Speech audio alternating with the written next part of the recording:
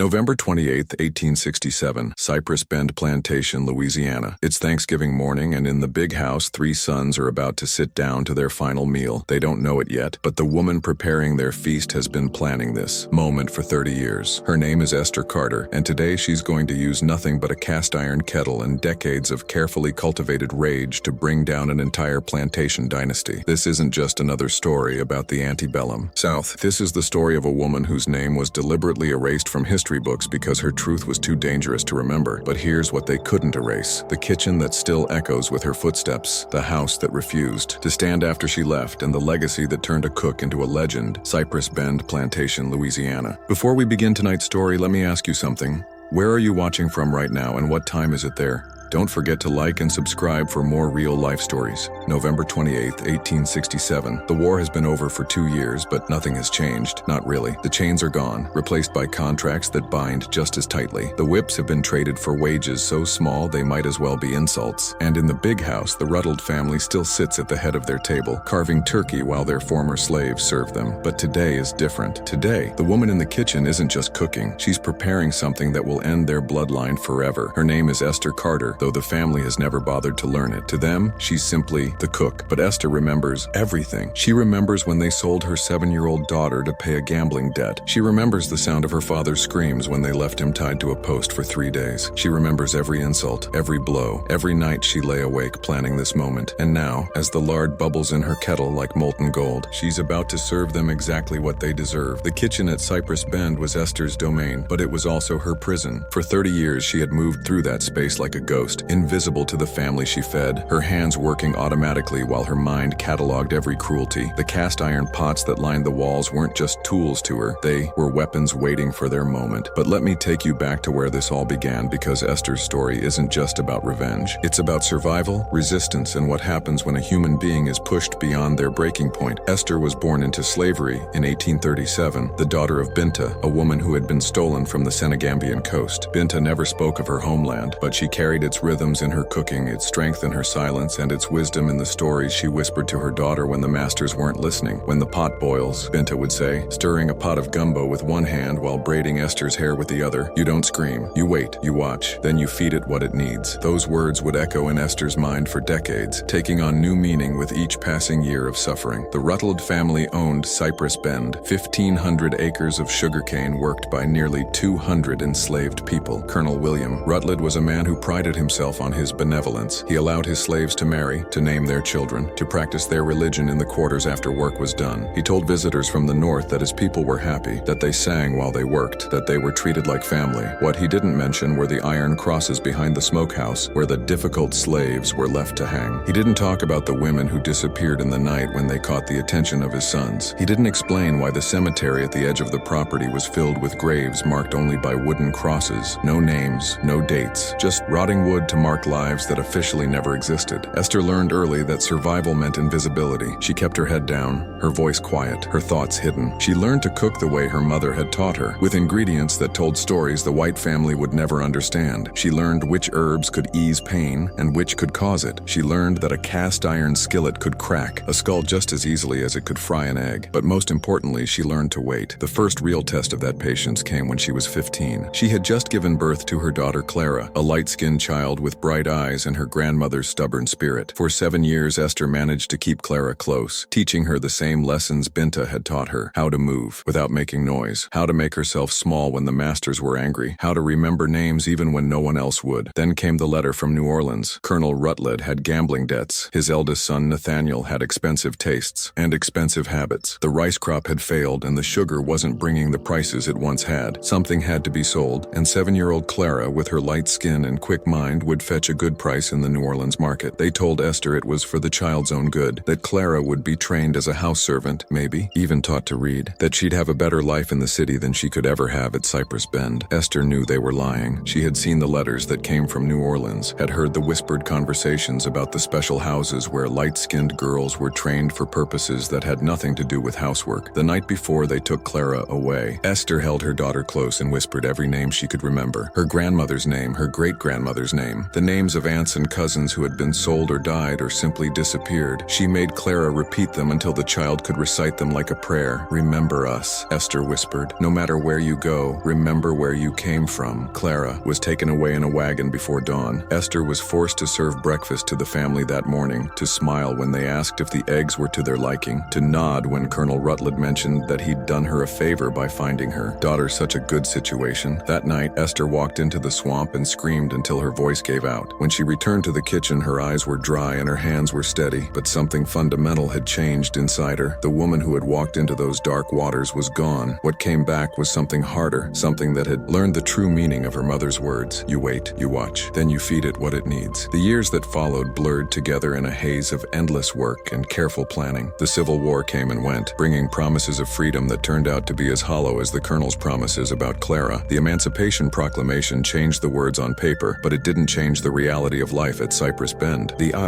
former slaves became employees, paid wages so small they couldn't afford to leave even if they wanted to. The overseer's whip became the threat of eviction, starvation, or worse. The plantation system adapted, evolved, but its essential cruelty remained unchanged. And through it all, Esther cooked. She fed the family that had stolen her daughter. She stirred their soups, seasoned their meat, kneaded their bread with hands that remembered every injury they had inflicted. She watched the Colonel's sons grow from cruel boys into cruel men, and she planned. Nathaniel, the eldest, had inherited his father's taste for violence and his grandfather's sense of entitlement. He married a pale, nervous woman who barely spoke, above a whisper, and spent most of her time locked in her room with laudanum and prayer books. He beat the field workers for sport and the house servants for entertainment. Thomas, the middle son, was crueler in subtler ways. He had been educated at Harvard and spoke with the polished accent of a gentleman, but his refinement was just another kind of weapon. He delighted in psychological torments, in finding exactly the right words to break someone's spirit without leaving a mark. And then there was Silas, the youngest, who had been 10 years old when Clara was taken. He was the one who had delivered the news to Esther, grinning as he told her that her daughter was going to have a much better life in New Orleans. He was the one who liked to carve his initials into the kitchen table while Esther cooked, who would deliberately knock over pots just to watch her clean up the mess. For 23 years, Esther had served these men. She had watched them celebrate births and marriages and business successes while she mourned in silence. She had cooked their holiday feasts while her own heart starved for news of her daughter. She had swallowed their insults, their casual cruelty, their assumption that she was nothing more than a useful tool. But tools,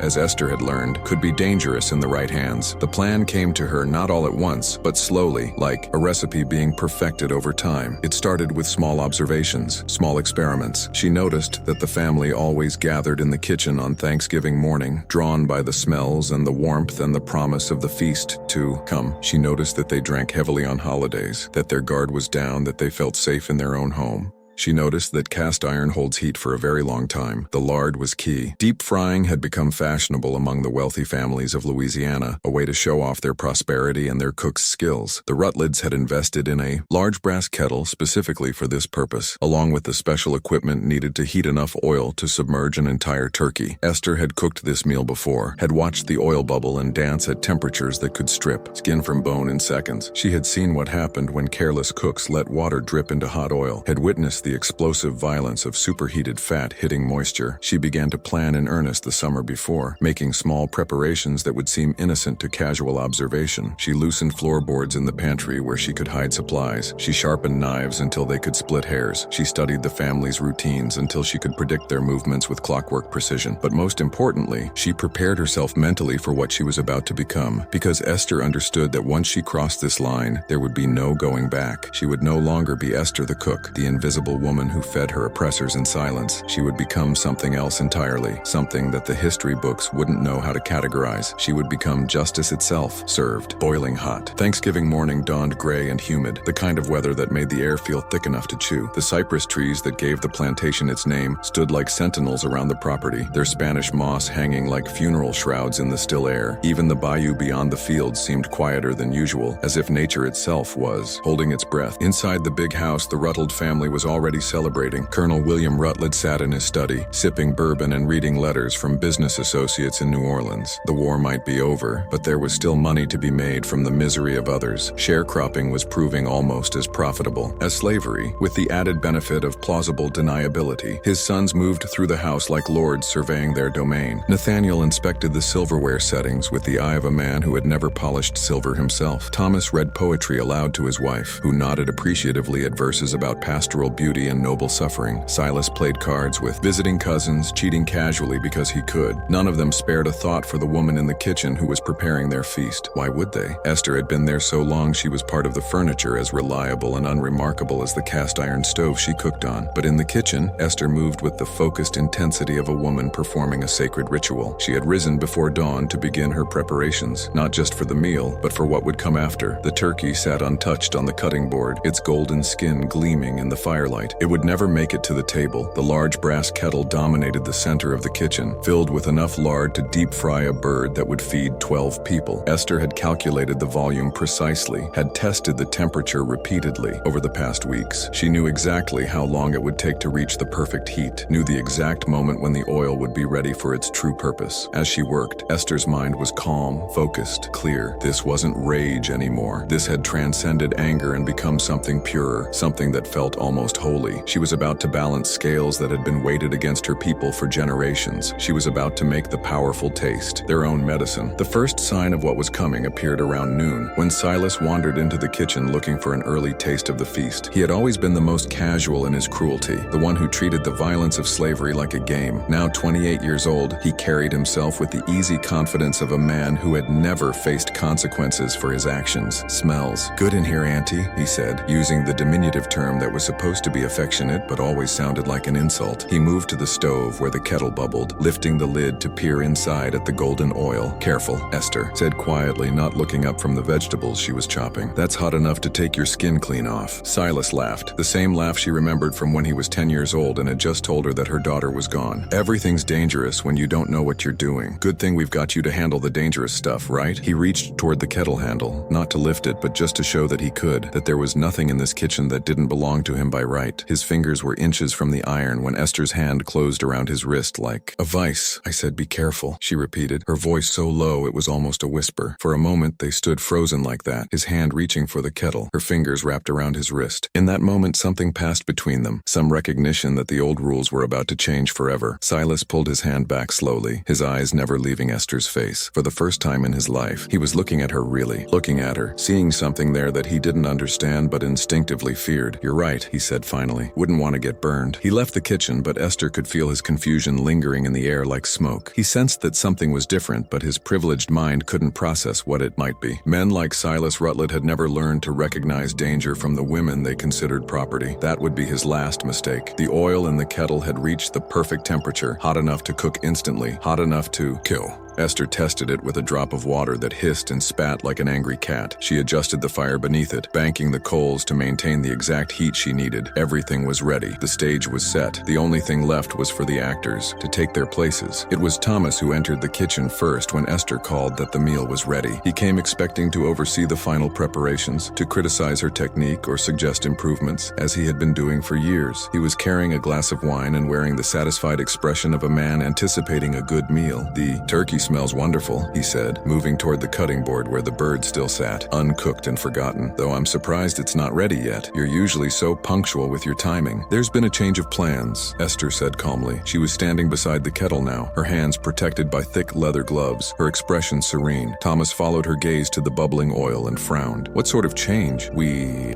have guests expecting." "The only thing your guests are expecting," Esther interrupted, "is justice. And that's exactly what they're going to get." The wooden paddle cracked across Thomas's face before he could process what was happening. The sound was like a tree branch snapping, sharp and final. He staggered backward, hand flying to his mouth, wine glass shattering on the floor, but Esther wasn't finished. In one fluid motion, she gripped the kettle handles through her gloves and tilted it forward. The oil poured out like liquid fire, catching Thomas across the chest and stomach. His scream cut through the house close like a knife, but it was brief. The oil was too hot, the shock too great. He dropped to the floor, convulsing once, twice, then still. Esther set the kettle down and looked at the man who had spent years finding creative ways to humiliate her, to remind her of her place, to make her feel less than human. Now he lay on her kitchen floor, his expensive clothes dissolved, his educated words silenced forever. That, she said quietly, was for every time you made me swallow my own dignity. The commotion brought Nathaniel running, rifle in hand, his face red with wine and fury. He burst through the kitchen door ready to restore order, to punish whatever slave had dared to step out of line. What he found instead was his brother's body and a woman he no longer recognized standing calmly beside. An overturned kettle. "You go damn witch," he snarled, raising the rifle. "What have you done?" "I've cooked your brother," Esther replied matter-of-factly. "Just like you cooked my father when you left him tied to that post. Just like you cooked my daughter when you sold her to those animals in New Orleans." Nathaniel's hands shook as he aimed the weapon. He had beaten men to death with his bare hands, had overseen whippings that left permanent scars, but he had never seen anything like this. This wasn't the desperate violence of a cornered animal. This was calculated,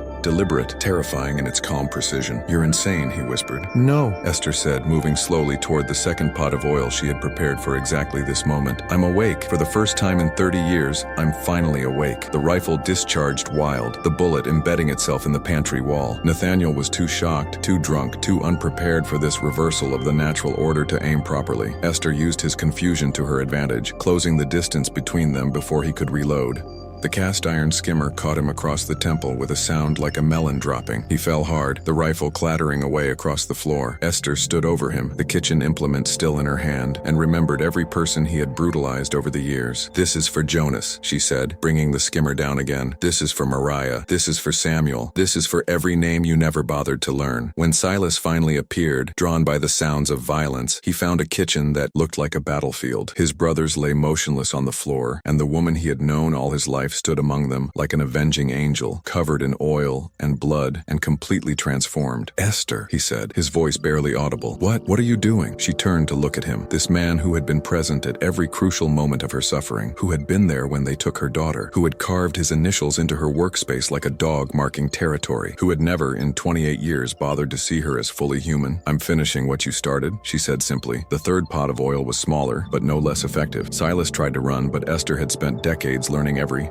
inch of this kitchen, every board that creaked, every door that stuck. She caught him at the threshold and brought him down with a kick to the back of his knee. As the oil found its target, as his screams joined the echo of his brothers, Esther felt something she hadn't experienced in 30 years, complete and perfect silence in her own mind. The voices that had whispered of revenge, the memories that had tormented her sleep, the rage that had burned in her chest like a coal, all of it was finally, blessedly quiet. She had fed the pot what it needed. Now it was time to go. The house fell silent after that, a silence so complete it seemed to have weight. Even the dogs stopped barking. Even the wind stopped moving through the cypress trees. It was as if the entire plantation was holding its breath, waiting to see what would happen next. Esther moved through the aftermath with the same methodical precision she had always brought to her work. She washed her hands in the basin by the window. She removed her blood-stained apron and folded it neatly on the counter. She retrieved the small bag she had hidden weeks ago, containing the few possessions that mattered to her: her mother's knife, a lock of Clara's baby hair, and a piece of fabric torn from the dress she had worn the day her daughter was born. She didn't run. She walked out of that kitchen like a woman finishing her shift, unhurried and unafraid. Behind her, the brass kettle lay on its side, empty, now its purpose fulfilled. The elaborate Thanksgiving feast would never be eaten. The guests would find something very different when they came looking for their hosts. As she stepped out into the gray afternoon light, Esther felt the weight of 30 years lifting from her shoulders. She was no longer anyone's property. She was no longer anyone's victim. She had become something unprecedented, a slave who had taken justice into her own hands and lived to tell about it, but she wouldn't be telling anyone. The swamp was calling to her, promising sanctuary among the cypress roots and Spanish moss in places where no white man would dare to follow. She had planned for this moment too, had identified safe houses and friendly faces, people who would hide her not out of pity, but out of recognition for what she had accomplished. Behind her, Cypress Bend Plantation began its slow descent into legend. The house would stand for another generation, but it would never feel alive again. Visitors would comment on the strange strange coldness in the kitchen, the way shadows seemed to linger longer than they should, the persistent smell of something burning even when no fire was lit. They tried to erase Esther's name from the story, to reduce her to a footnote about a disturbed servant who committed unspeakable acts before disappearing. But stories have a way of surviving, especially stories about justice finally being served. In the quarters, in the kitchens of other plantations, in the whispered conversations of people who understood exactly what Esther had done and why, her name lived on. She became more than a person. She became a possibility, a reminder that even the most powerless could find ways to balance the scales. Every time a master raised his hand to a servant, somewhere in the back of his mind would be the thought, what if she's like Esther? Every time a plantation owner sat down to a meal prepared by enslaved hands, he would wonder, what if this cook remembers everything? The authorities never found her. Some said she died in the swamp, claimed by the same wilderness that had sheltered runaway slaves for generations. Others insisted she made it to Mexico, to the communities of free blacks who had established themselves beyond the reach of American law. Still others claimed she never left Louisiana at all, that she became something else entirely, a spirit of vengeance that haunted the nightmares of oppressors throughout the South. But the truth was simpler and more powerful than any ghost story. Esther Carter had done something that the entire system of slavery was designed to prevent. She had refused to accept her place. She had taken the tools of her oppression and turned them into weapons of liberation. She had shown that even the most carefully constructed hierarchy could be overturned by someone with enough patience, enough rage, and enough skill with a cast iron kettle. The colonel never recovered from finding his son's bodies. He lived for another 3 years, but neighbors said he was never the same. He would sit in his study for hours, staring at nothing, muttering about the smell of burning oil. He stopped eating meals prepared by servants, surviving mostly on food. He cooked himself. He died alone in the kitchen, found kneeling before the cold stove as if in prayer. The plantation was eventually sold to pay debts, but no family ever successfully occupied it for long. The kitchen remained exactly as Esther had left it, down to the folded apron on the counter. New owners would try to renovate, to erase the memory of what had happened there, but the work was never completed. Tools would disappear. Workers would quit without explanation. The brass kettle, no matter how many times it was thrown away, would always reappear on the stove, as if it belonged there. By the turn of the century, Cypress Bend had been abandoned entirely. The house slowly succumbed to decay, reclaimed by the same wilderness that had sheltered Esther in her escape. But even as the building crumbled, the story grew stronger. It spread from Louisiana to Mississippi, from the Carolinas to Texas, carried by the descendants of enslaved people who understood that Esther's revenge was more than personal vengeance. It was a declaration of war against the lie that some people were born to serve others. It was proof that the human spirit could not be permanently broken, no matter how much violence was used to try to break it. It was a promise that justice, delayed though it might be, would eventually boil over and consume everything in its path. Today, more than a century and a half later, historians still debate whether Esther Carter really existed. The official records of Cypress Bend Plantation make no mention of her, listing only a generic house cook among the property inventories. The deaths of the Ruddled sons are documented, but attributed to a kitchen accident involving overturned cooking oil. But in the communities that keep oral history alive, Esther's story has never been in doubt. She represents something that the written historical record has always struggled to capture: the inner lives of enslaved people, their capacity for resistance, their refusal to accept the roles that were forced upon them. Her story reminds us that history is not just what happened, but who gets to tell what happened. For too long, the stories of people like Esther were silenced,